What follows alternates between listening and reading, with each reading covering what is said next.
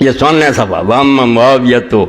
فطالب ملک کما فی کل داہیہ، تو کہتے ہیں اجتہادی غلطی ہو، حضرت معاویہ بھی یوں ہیں، شرم کرو، اللہ کو حساب نہیں دینا۔ امیر معاویہ جو طالب ملک، صرف حکومت کا لالچی تھا، نہ اسے دین کی پرواہ تھی، نہ کوئی تخت چاہتا تھا کہ ابو سفیان کا بیٹا ہوں، قابو کروں یہ بڑا بڑا تخت، مالک طالب ملک اقتحم فیہ کل داہیہ، اس بارے میں ہر مکر و فریب اس نے روا رکھا، جو چال چلنی چاہیے چلی، کوئی خرابی نہیں چھوڑی۔ وختم بالبیعۃ یزید، اور آخری کیل جو ٹھوکا اسلامی حکومت نے یزید کی بیعت کا، کہ پہلے تو صحابہ قتل کیے، لوگوں کو رشوتیں دی، رہی کسی کثر یہ نکال کہ بیٹا 4 سال پہلے 4 سال اپنی زندگی میں شروع کر دی مہم کے، کرو بیعت، خوش آمدی آ رہے ہیں، پیسہ تقسیم ہو رہا، جھوٹے لوگ تقریریں کر رہے ہیں، ہاں آپ کے بعد امیر المومنین کوئی نہیں۔ آپ دیکھیں کہ ظالم کو ایک ظالم کو تیار کیا، جب وفد آئے تھے وہ کھڑا ہو گیا، شامی یزید بن مکنہ، اس نے تلوار لہرا کر کہا آپ ہیں معاویہ ہمارے امیر المومنین، اور اس کے بعد یہ ہے، ابھی کوئی بیعت نہیں ہوئی، نہیں پلان بڑھ رہا ہے، مکاری فریب، آپ کے بعد یہ ہے، اور ساتھ جو نہ مانے اس کے لیے یہ تلوار لہرا۔ اس نے کہا بیٹھ جا انت سید الخطبہ، تو سب سے بڑا لیکچرار۔ اس سے پتہ چل گیا کہ بیعت کے لیے کیا پلان ہو رہا تھا،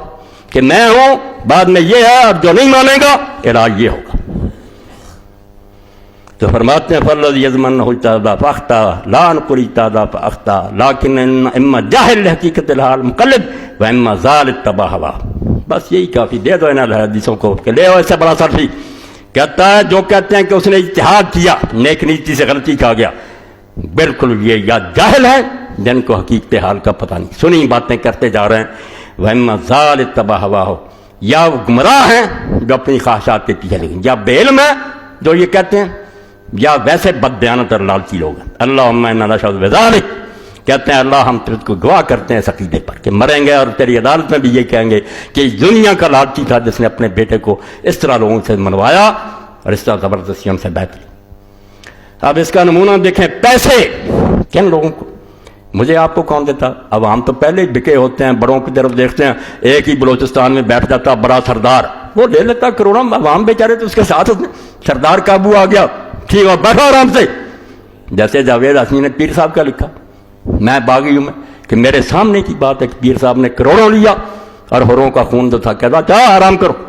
پہلے خون لینا ہے ہروں کا، بعد میں چھوڑ دیں۔ آپ کچھ نہیں جانتے کہ یہ لوگ کیا کرتے ہیں، سب دنیا کے لالچی دھوکہ باز ہمیں فریب دیتے۔ اب انہوں نے پیسے بھیجے، اور کس شخص کو بھیجے؟ عبداللہ بن عمر رضی اللہ عنہ۔ ایسے لوگ اندازہ کریں چھوٹے کیوں نہ بکتے، حضرت عمر کا صاحبزادہ، اس کو پیسہ 1 لاکھ تک، سرکاری خزانہ برباد ہو رہا، بیٹے کے لیے بیعت ہو رہی ہے، لوگوں کے ضمیر خریدے جا رہے ہیں، سودے ہو رہے ہیں کہ بکو۔ یہ پڑھ فتح الباری 13ویں جلد اور 70 صفحہ، کتاب الفتن، فرماتے ہیں فارسل علیہ معاویہ بمئۃ الف درہم، لاکھ بھیجا، لاکھ اس زمانے کا، فاخذ عبداللہ بن عمر نے لے لیا، انہیں کیا پتا تھا کہ ہماری مدد کر رہا ہے بیت المال سے، ہمارے حق ہے۔ فدس علیہ رجل، بعد میں ایک آدمی بھیج دیا سکھلا پڑھا کر، فقال لو بھائی ہم نے کنتبایا، کچھ دنوں کے بعد کہا کہ آپ یزید کی بیعت کیوں نہیں کر رہے تھے؟ پہلے پیسہ دیا، فقال ان ذاک لذاک، انہوں نے کہا اچھا وہ لاکھ کی امداد اس لیے تھی، یعنی عطا ذالک المال لاجل حقوق المبایع، میرا ایمان خریدنے کے لیے سودا کیا، اور رو اس پر کہ رسول اللہ کی محنت کس طرح ضائع ہو رہی ہے، اور یہ ٹکڑے بانٹے جا رہے ہیں کہ یہ دنیا کا ایک ہے مال جو بانٹ لو۔ اللہ کے بندو، رسول اللہ نے کیا خلافت دی اور خلیفوں نے کیا کیا، اور اس کے صحیح اسلوب۔ تو ابن عمر نے کہا کہ وہ مال اس لیے دیا، اور ساتھ ہی کہا ان دین عندی اذ الرخیص، پھر تو میرا دین بہت سستا ہوا، معاویہ نے اگر یہ سودا کر رہا ہے تو میرا دین تو بہت سستا ہوا، پھر میں 1000 روپے یہ لاکھ لے کر ایمان بھیج دوں۔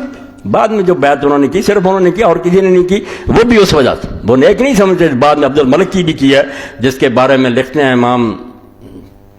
ذہبی رحمۃ اللہ علیہ میزان الاعتدال میں کہ اس شخص میں عدالت کیسے ہو سکتی ہے جس نے مسلمانوں کے خون بہائے اور جس کا ایک گناہ ہی کافی ہے کہ حجاج جیسے آدمی کو مقرر کیا جس نے 1,20,000 کو دربار میں لٹا کر ذبح کیا۔ وہ عادل تھا، افضل الفجور، بڑا بدماش تھا وہ عبد الملک، مگر بیٹھ کر، کیونکہ ان کا اصول تھا کہ اگر جھگڑا مٹ جائے چلو جس طرح بیٹھ گیا بیٹھ، مگر اس وقت کہا کہ میں دین نہیں بیچنا چاہتا.